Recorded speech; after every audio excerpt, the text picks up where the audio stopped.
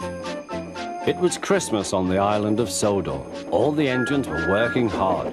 Thomas and Toby were busy carrying people and parcels up and down the branch line. Everyone was happy. Only the coaches, Annie and Clarabelle, were complaining. It's always the same before Christmas, they groaned. We feel so full, we feel so full. Oh, come on, said Thomas. Where's your festive spirit? Christmas Day is almost here. By the side of the track was a lonely little cottage with a familiar figure waving to them. It's Mrs. Kindly, whistled Thomas. Peep, peep, Happy Christmas! Thomas always felt better for seeing her. Christmas just wouldn't be Christmas without Mrs. Kindly. When work was over, Thomas went to see the other engines. All their coats had been polished. Ha, said Gordon, just look at us. Your driver will have to work fast to get you as smart as us. Never mind that, replied Thomas. I've something important to say. Do you realize it's a whole year since Mrs. Kindly saved us from a nasty accident? You remember when she was ill in bed and... Yes, of course, interrupted Edward. You told us how she waved her red dressing gown out of her window to warn you about a landslide ahead. And you and Toby gave her presents, Percy joined in. And the Fat Controller sent her to Bournemouth to get better. But, said James and Henry together, the rest of us have never thanked her properly. Exactly, said Thomas. So now I think we should all give her a special Christmas party. Everyone was getting very excited, and the drivers felt sure that the Fat Controller would agree, as indeed he did. The engines were all busy making plans when silence fell. The Fat Controller had bad news. The weather's changed badly. Mrs. Kindly is snowed up. Toby says he'll help to rescue her. You must help too, Thomas. There's no party unless you do.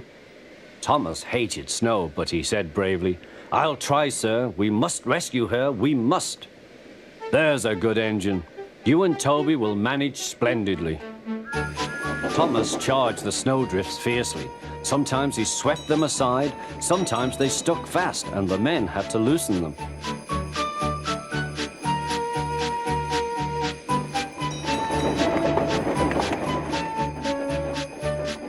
But at the cutting near the cottage, they could go no further. Look at that, exclaimed Thomas's fireman. Peep, peep, peep, here we are, whistled Thomas. An answering wave came from an upstairs window. Then they heard a familiar sound. That's Terence, said Thomas. He's come to help too. Sure enough, Terence had a snowplow and was working hard to clear a path to the railway line in safety. At long last, the rescue was complete. Percy took the tired workmen home. Terence said goodbye to Mrs. Kindly and promised to take care of her cottage as he watched them all set off. The engines made good time. No more snow had fallen, but the yard was dark. Thomas's heart sank. Suddenly, all the lights went on. What a marvelous sight awaited Mrs. Kindly.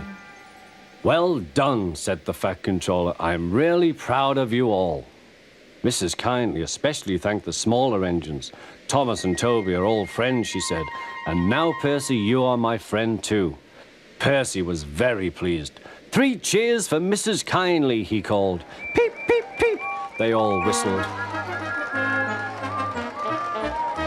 We wish you a Merry Christmas. We wish you a Merry Christmas. We wish you a Merry Christmas and a Happy New Year. Thomas the Tank Engine and his friends thought it was the best Christmas ever, and Mrs. Kindly could think of nowhere she would rather live than here with them on the island of Sodor.